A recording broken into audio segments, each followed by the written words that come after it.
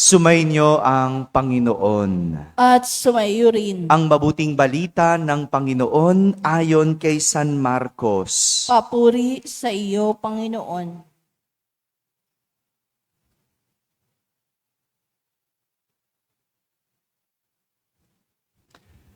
Noong panahong iyon, ilang pariseyo at ilang kampon ni Herodes ang pinapunta kay Jesus upang siluin siya sa kanyang pananalita. Lumapit sila sa kanya at ang sabi, "Guro, nalalaman po namin kayo ay tapat at walang pinangingimian, sapagkat pareho ang pagtingin ninyo sa lahat ng tao. At itinuturo ninyo kung ano ang kalooban ng Diyos sa mga tao.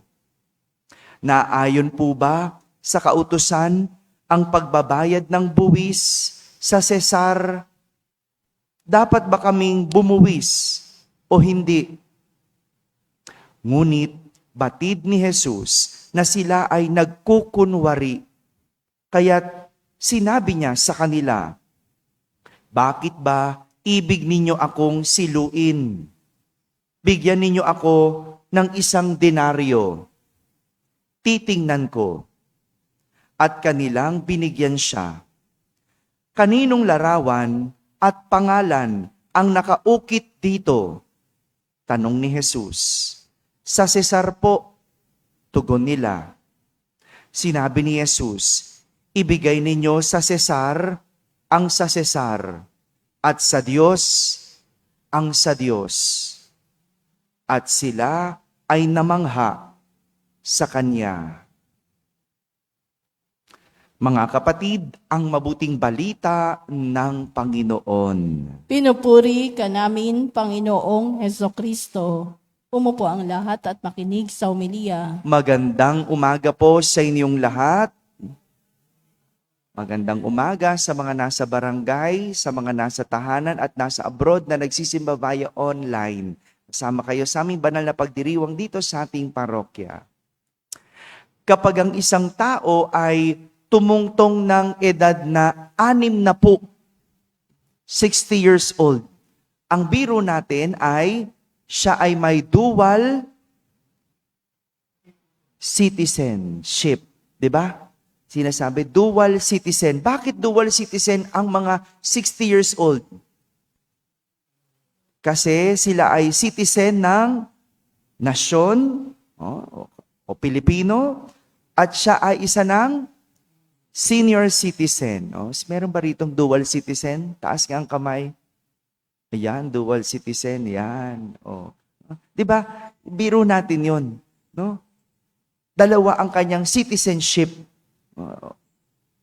Pero sa totoong buhay, tayo ay dual citizen.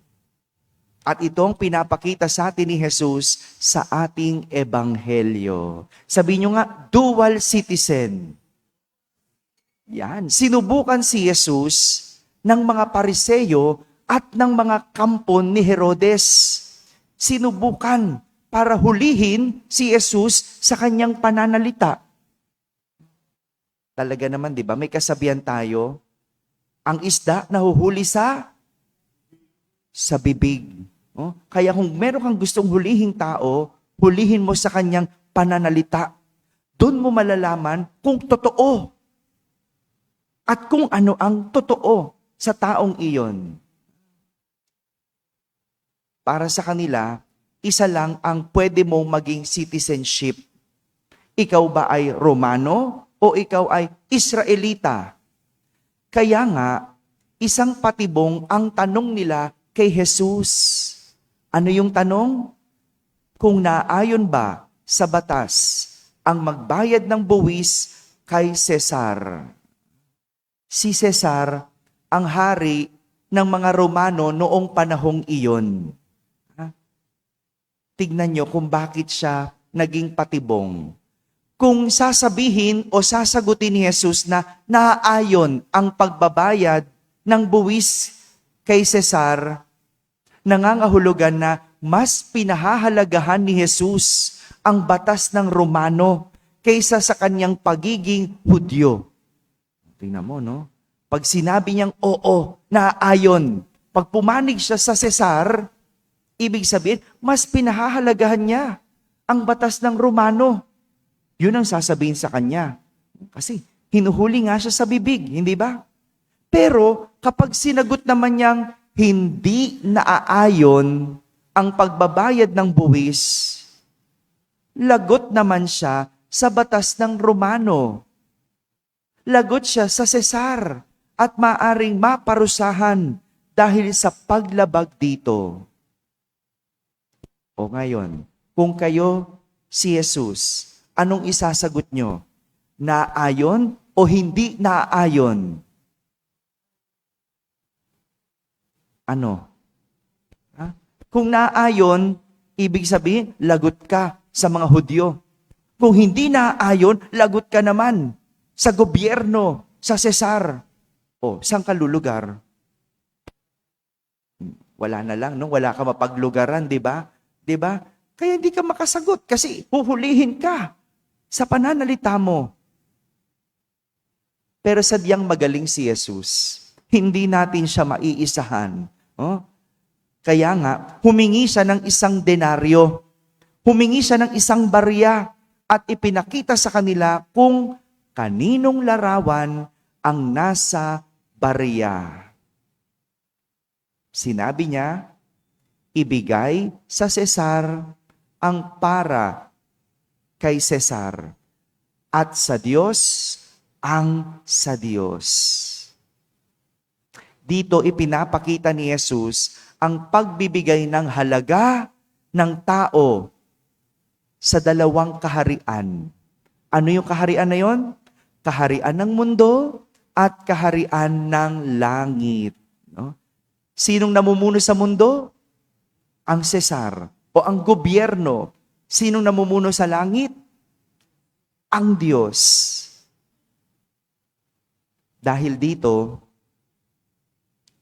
pinapakita ni Jesus ang kahalagahan ng dalawang mundo. At magandang tanong, para sa iyo, kaninong mundo ang mahalaga sa iyo? Hello? O meron kang sariling mundo? Ay, ang yaman, nakabili ng sariling mundo. Di ba? Dahil tayo ay mamamayan ng mundong ito, tama ba? Tama, Pilipino tayo. Nararapat lang na ibigay at sundin ang batas ng mundo. Ibigay mo. Sundin natin. Nararapat eh. Tayo ay mamamayan ng mundo. At kasabay nito, tayo din ay mamamayan ng Diyos.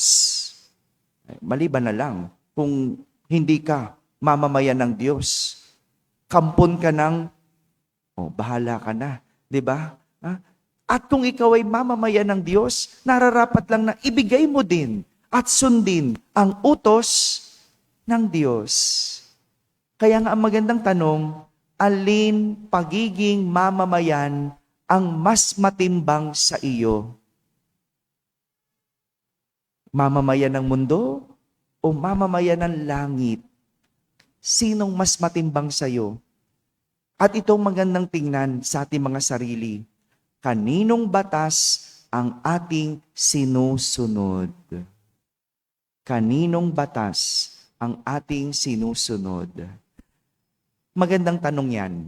Pero minsan nakakatakot din sapagkat may ilan sa atin wala sa dalawang ito ang sinusunod. Sinong sinusunod? Batas nino? Batas ng sarili. Bakit sarili? Kung makapark ka ng motor mo, kung makapark ka ng e-trike mo, kala mo sa'yo ang kalsada. Kala mo iyo ang mundo. Hello? Diba? Ikaw naghahari-harian ka ng sarili, di ba? Yun ang mga nakakatakot. Yung wala ng batas na sinusunod.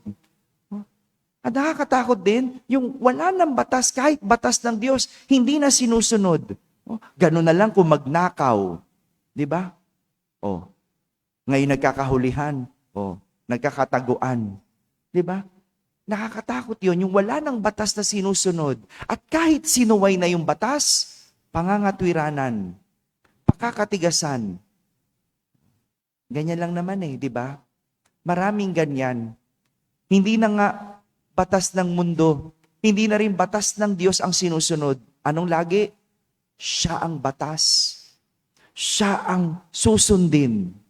At yun ang mas nakakatakot. Wala na. Hindi na dual citizen. No? Citizen na lang siya ng sarili niyang mundo. No? Nakakatakot. At may pagkakataon, tayo ay nahahati sa dalawang mundong ito. At kaninong batas at mundo ang mas matimbang sa atin? Ang ilan sa atin, sumasalungat sa batas ng Diyos. Basta sabihin lang ng tao, sinang-aayunan, sinusuportahan. Oh, sige, nakawin mo. Ha? Wala tayong pakialam. No? Basta sinabi ng tao. At yun nakakalungkot. Meron din naman umasta, parang mas makapangyarihan pa sa Diyos. Pero naman, pag kinulong mo na ngayon, ayan, tawag naman ang tawag sa Diyos. Di ba? May mga ganyan, ang gagaling, di ba?